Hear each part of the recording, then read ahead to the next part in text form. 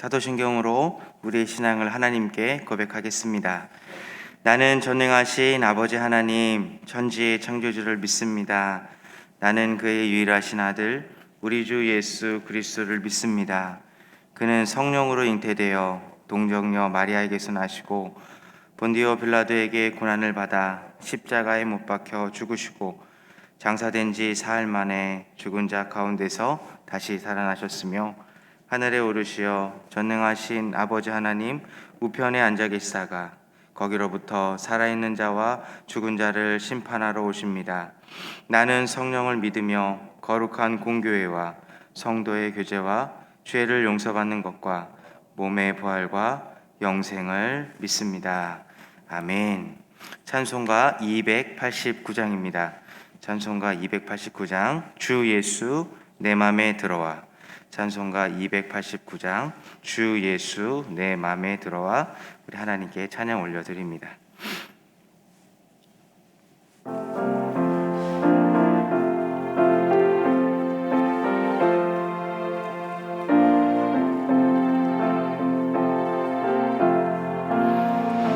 주 예수 내 맘에 들어와 계시는 변하여 새 사람 되고 내가 늘 바라던 참빛을 찾음도 주 예수 내 맘에 오심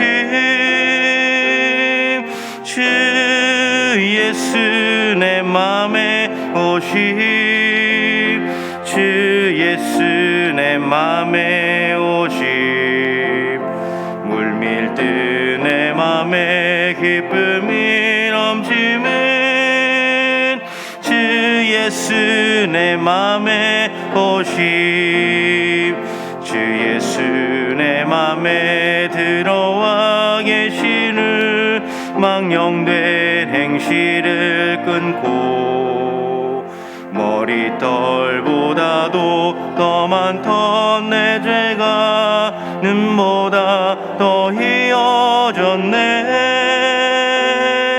주 예수 내 맘에 오심 주 예수 내 맘에 오심 물밀듯 내 맘에 기쁨이 넘치는 주 예수 내 맘에 오심 내 맘에 소망을 든든히 가짐은 주 예수 내 맘에 오심 의심의 구름이 사라져 버림도 주 예수 내 맘에 오심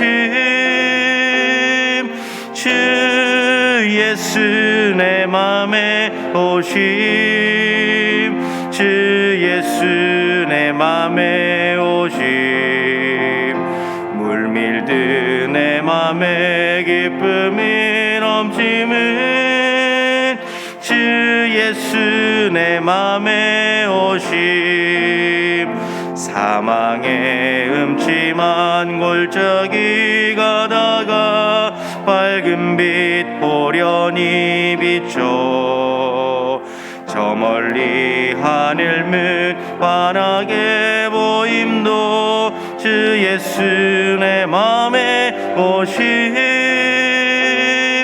주 예수 내 맘에 오심 주 예수 내 맘에 오심 물밀듯 내 맘에 기쁨이 넘치는 주 예수 내 맘에 오심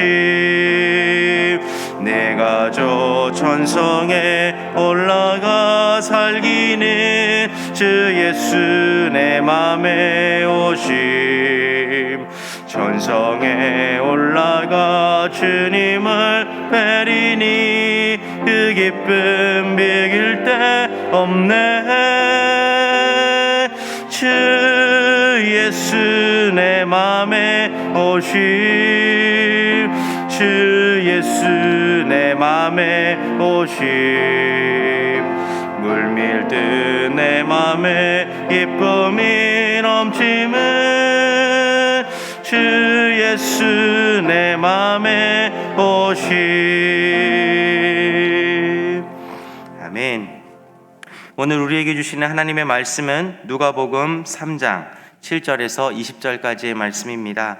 오늘 우리에게 주시는 하나님의 말씀은 누가복음 3장 7절에서 20절까지의 말씀입니다. 누가복음 3장 7절에서 20절까지의 말씀입니다. 저와 여러분이 한 절씩 교독하고 마지막 절을 합독하도록 하겠습니다. 요한이 세례받으러 나아오는 무리에게 이르되 독사의 자식들아 누가 너희에게 일러 장차 올 진노를 피하라 하더냐. 그러므로 회개에 합당한 열매를 맺고 속으로 아브라함이 우리 조상이라 말하지 말라. 내가 너에게 이르노니 하나님이 등이 이 돌들로도 아브라함의 자손이 되게 하시리라. 이미 도끼가 나무 뿌리에 놓였으니 좋은 열매 맺지 아니하는 나무마다 찍혀 불에 던져지리라. 무리가 물어 이르되 그러면 우리가 무엇을 하리이까?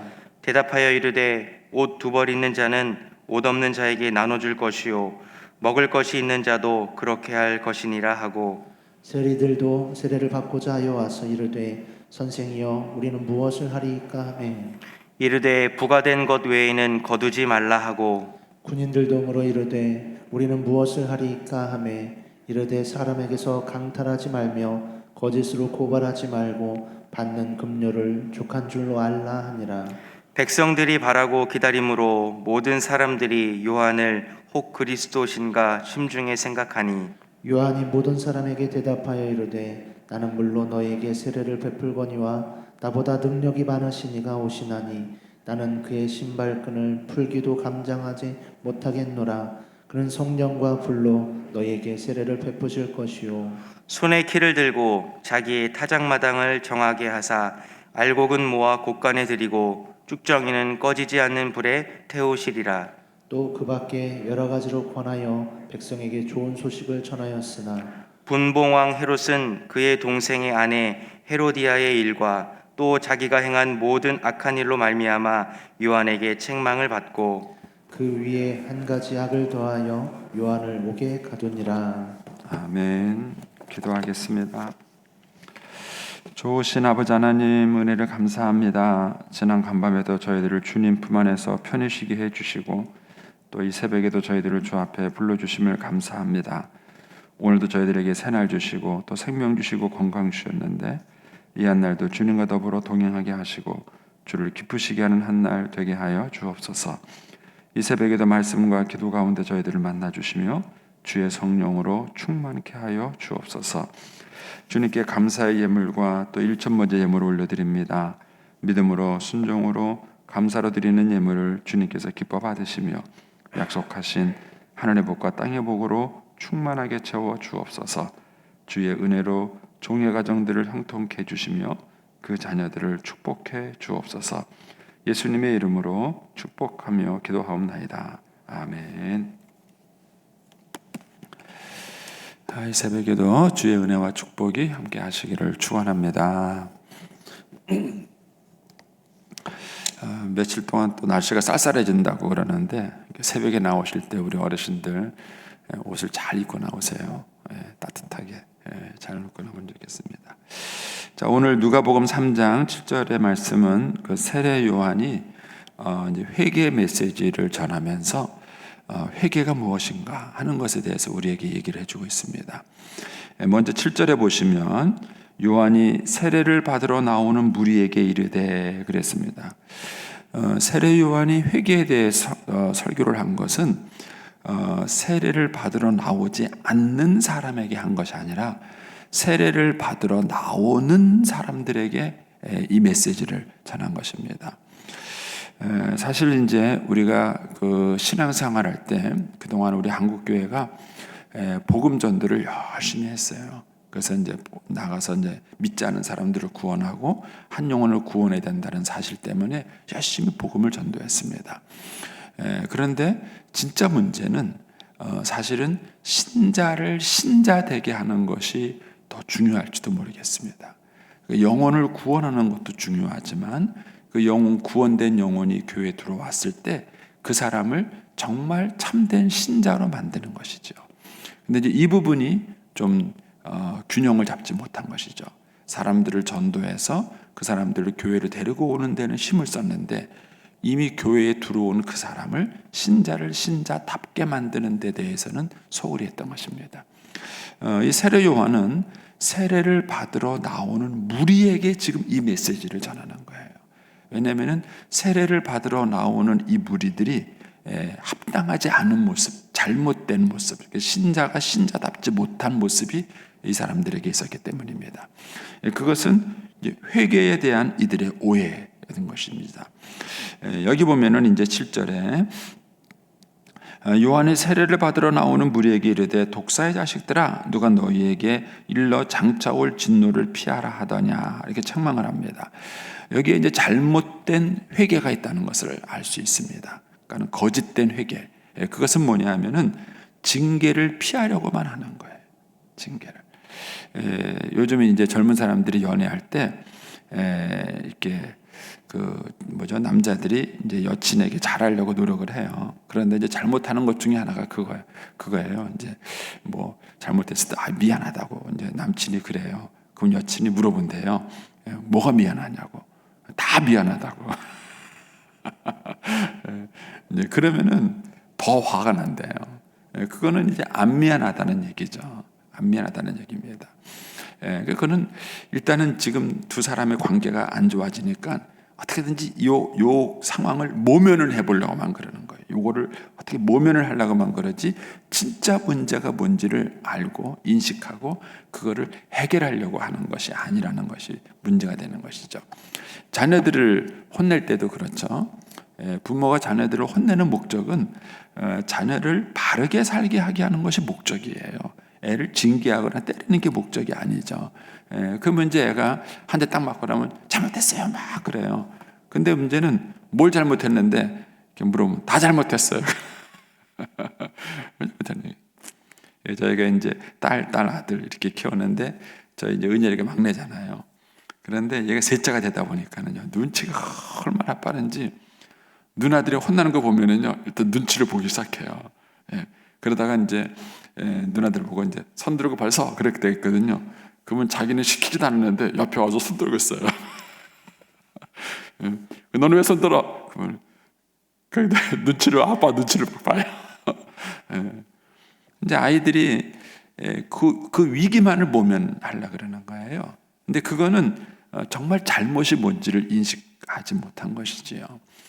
우리가 하나님 앞에 회개할 때 잘못된 회개가 그러나는 거예요. 하나님께서 우리에게 징계를 하시는 것은 하나님의 뜻이 아니에요.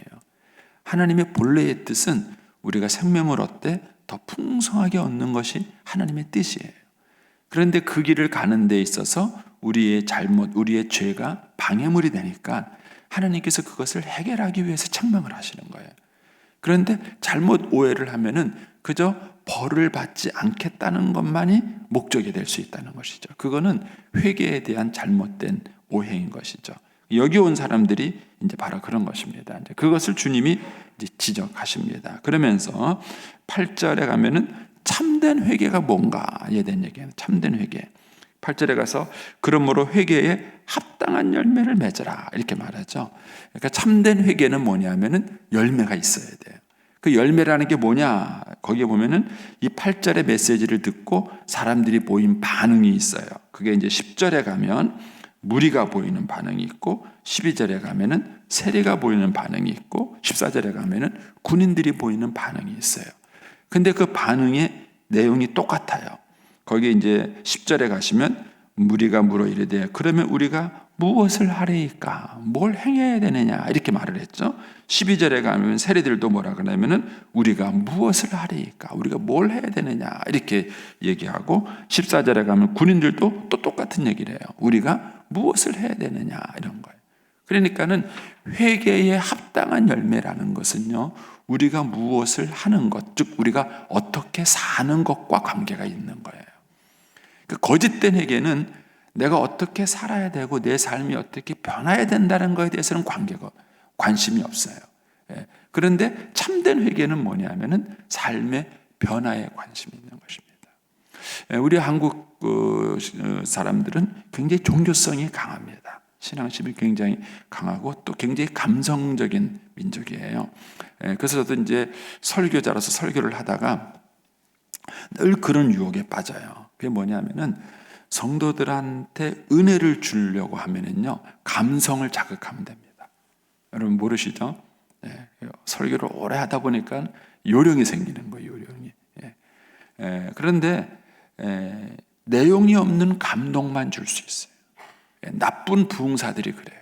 나쁜 부흥사들이 성도들의 감정을 자극하고 눈물을 흘리게 만들고 감동하게 만들어요. 근데 가만히 들어보면은 내용이 없어요. 뭐 하자는 건지 모르겠어요.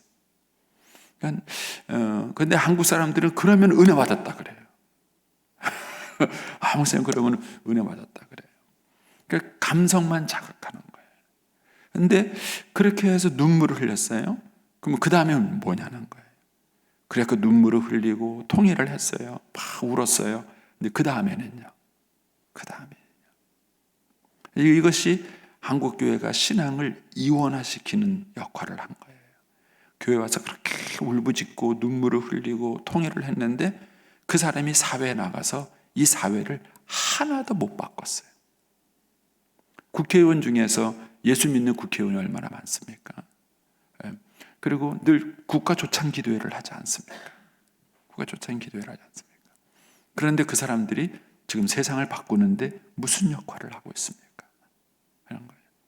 그러니까는 그동안 우리 한국교회의 그 신앙 형태가 굉장히 감성을 자극하는 그런 신앙 형태였던 거예요. 그러니까 교회 와서 눈물 콧물 쏟고 막 그랬는데 가서 가족도 바꾸지 못하고 가정도 변화시키지 못하는 거예요. 이것이 잘못된 신앙의 한 형태인가 하는 것이죠. 그런데 참된 회개는 뭐냐? 그 회개에 합당한 열매가 있다는 거예요. 내가 눈물을 흘렸어요. 내가 뭔가 잘못했다고 이렇게 눈물 콧물을 흘렸어요. 그러면 거기에 합당한 열매가 있어야 되는 거예요. 그것이 참된 회개인 거예요. 참된 회개. 그래서 정말 중요한 것은 예배 그 다음이에요. 성경 공부 그 다음이에요. 기도 그 다음이에요. 그게 중요한 거예요. 예배를 드렸다, 기도를 했다, 성경 공부를 했다. 그게 중요한 게 아니에요. 그 다음에 뭐냐는 거예요. 그 다음. 예배를 드린 그 다음이 뭐냐. 제가 이제 충격적인 얘기를 하나 들었는데 어떤 분이 저한테 자기가 새벽 기도를 안 나오는 새벽 기도를 못 나오는 이제 뭐랄까요, 핑계를 이제 저한테 얘기를 해요. 근데 이제 그분이 여러 가지 얘기를 했어요. 여러 가지 얘기를 했는데 그 중에 하나가 뭐였냐면요. 근데 목사님, 새벽 기도를 나가는 신자나 안 나가는 신자나 제가 볼 때는 다를 게 없습니다. 이렇게 말을 해요. 여러 가지 핑계는 다른 건 다 핑계였는데 제가 볼 때는 이 말은 제가 좀 마음에 좀 걸리는 거예요. 그분이 그래요. 자기가 새벽 기도를 안 나가는 이유를 저한테 핑계를 대는 거예요. 근데 핑계를 대는데 그 핑계에 여러 가지가 있었는데 다 말도 안 되는 핑계예요. 제가 볼 때는. 그런데 그 중에 한 핑계가 뭐냐면 그거예요. 자기가 볼 때는 새벽 기도 나가는 신자하고 안 나가는 신자하고 자기가 볼 때는 다를 게 하나도 없대요. 그래서 자기는 왜 새벽 기도 나가야 되는지 모르겠대요. 뭐라고 제가 답변을 해야 될까요, 여러분? 제가 그분에게 뭐라고 얘기를 해야 될까요? 이런 거예요. 그러니까 우리가 신앙에 대해서 우리가 오해하고 있는 것 중에 하나가 뭐냐면 그 부분이에요.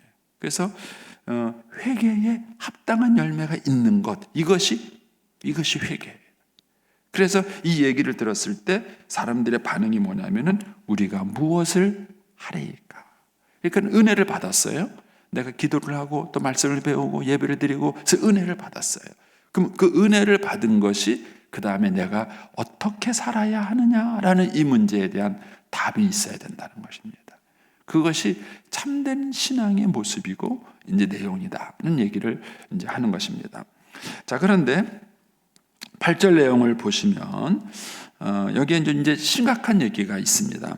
왜 이 사람들이 잘못된 회개를 했는가에 대한 얘기가 그 8절에 나와요. 거기 뭐라 그랬냐면은 그러므로 회개에 합당한 열매를 맺고 속으로 아브라함이 우리 조상이라 말하지 말라. 이거예요. 예. 이들은 잘못된 선민의식을 가지고 있었던 거예요. 자기들은 아브라함의 자손이다, 아브라함의 후손이다라는 그런 인간적인 선민의식을 갖고 있었는데 그 잘못된 선민의식이에요. 그래서 예수님께서 그들을 책망했던 것입니다. 그런데 이들은 회개에 합당한 열매를 맺지 않으면서도 자기들은 아브라함의 자손이라는 이 잘못된 선민의식이 있었기 때문에 신앙과 삶이 분리가 되는, 회개에 합당한 열매가 없는 그런 거짓된 회개를 하는 삶을 살았던 것입니다. 그러면 이들이 잘못된 선민의식을 갖게 되는 이유는 뭘까요? 잘못된 가르침 때문이에요. 잘못 배운 거예요.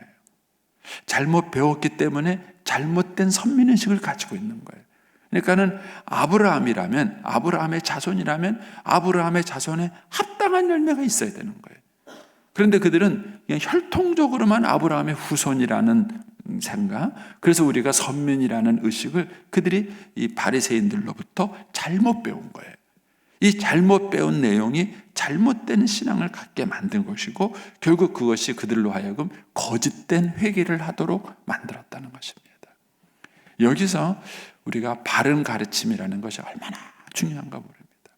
우리가 이제 얼마 전에 큐티했던 욥기에서도 마찬가지예요. 욥기에서도 하나님께서 그 세 명의 친구들을 책망하면서 뭐라 그랬냐면은 너희가 나에 대해서 말한 것이 욥의 말과 같이 옳지 못하다라고 하나님이 그들을 책망해요.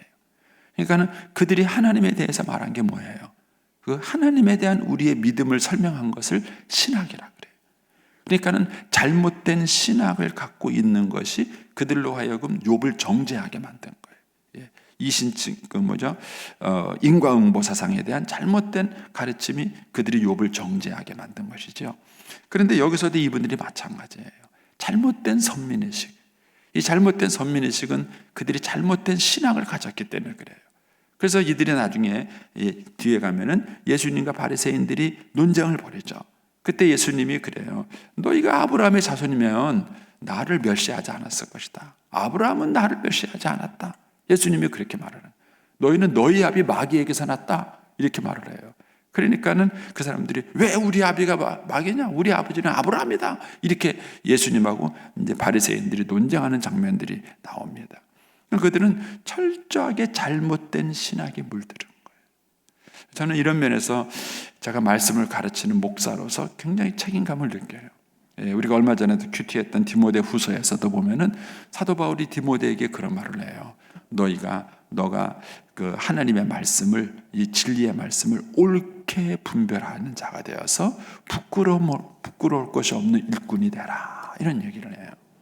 그러니까는 하나님의 말씀을 잘못 가르치면 성도들이 그 말씀을 잘못 배우게 되고 그 잘못 배운 데서 잘못된 신학을 형성하게 돼요.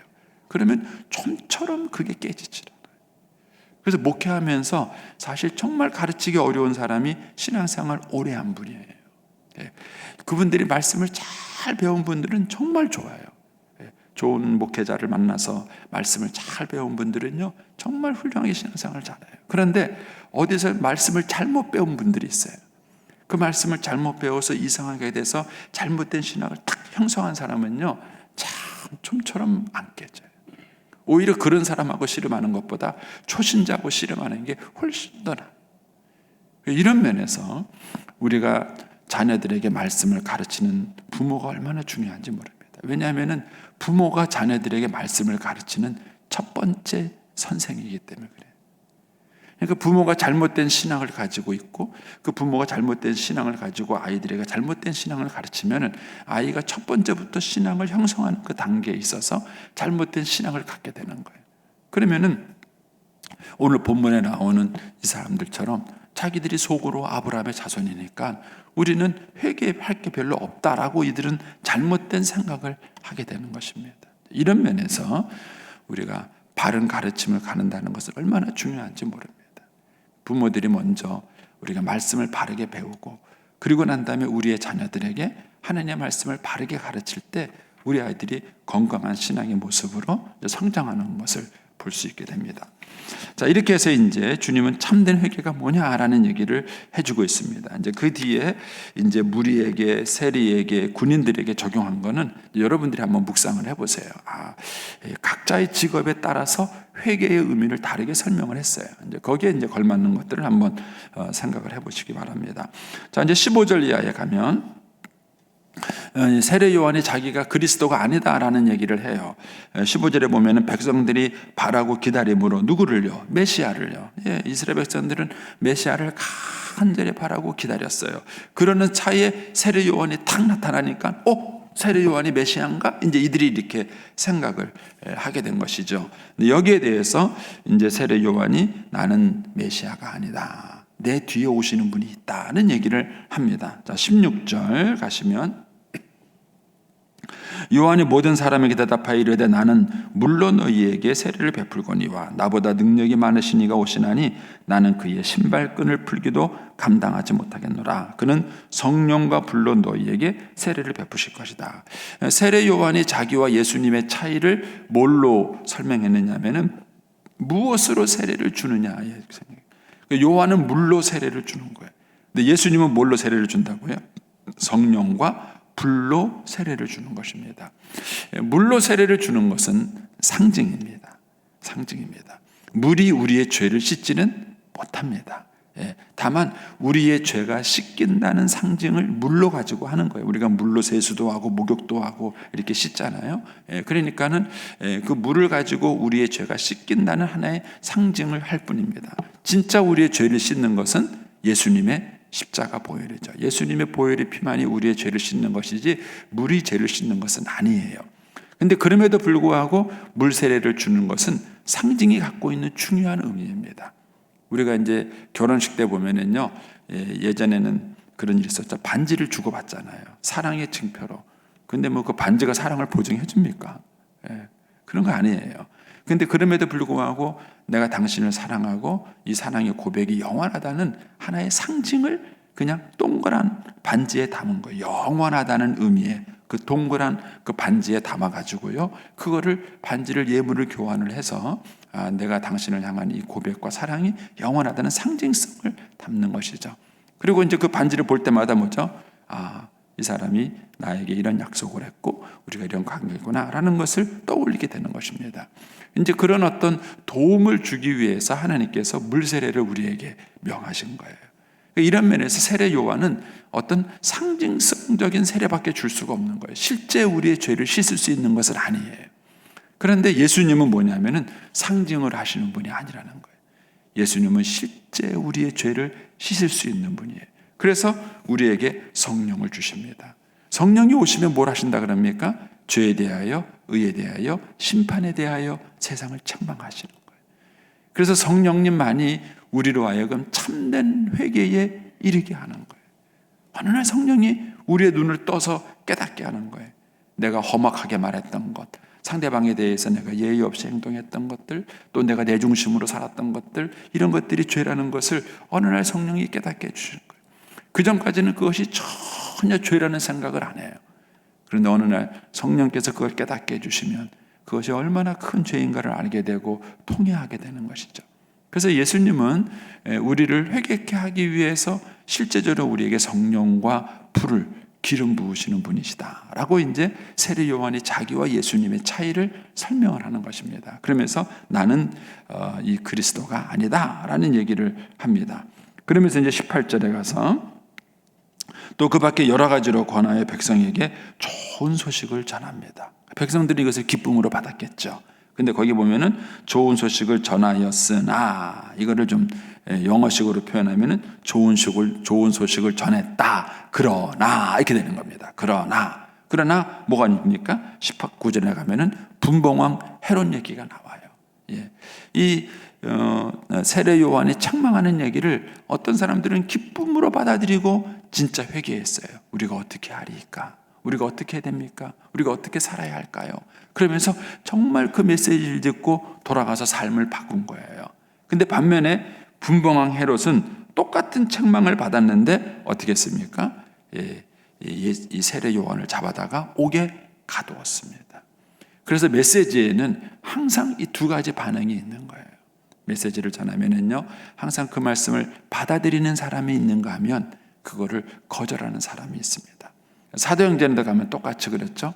베드로의 설교를 듣고 3,000명, 5,000명이 회개했는가 하면 스데반의 설교를 듣고는 사람들이 돌을 던져서 스데반을 죽였습니다.